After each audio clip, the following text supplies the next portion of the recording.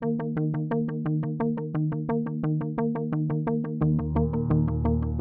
there's the necessity to have access to a specific resource, but there's a lack of availability, who's deciding? Is it the individual that's deciding, or is it the technology that's deciding?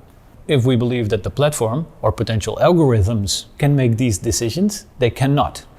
It's the people that have to think through what we want the algorithm to do, and that's the difficult part.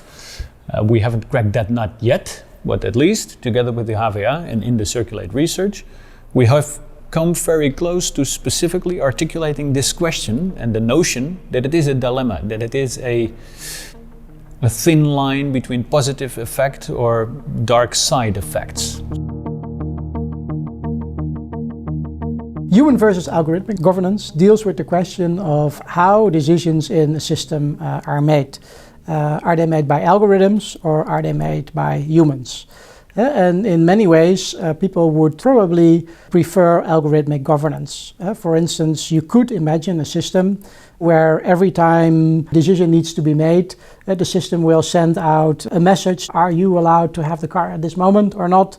Let's vote for that, right? You don't want to do that because that's too much of a hassle. It's really nice to have sort of the algorithms organize a lot of the everyday kind of management of a system. However, the problem with algorithms is they have particular values in them, they are encoded, but in such a way that it becomes a yes or a no.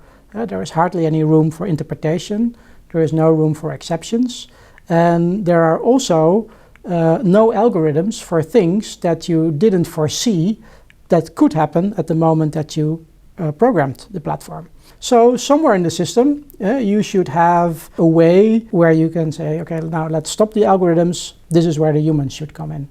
That could be maybe once a year. You could say, okay, let's have a meeting once a year in which we sort of revise all the rules.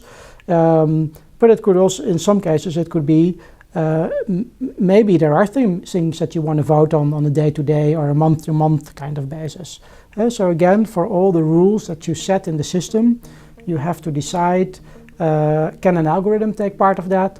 Do we need a human in the loop? And if we don't have a human in the loop, what are moments that we can evaluate that system and change the underlying rules?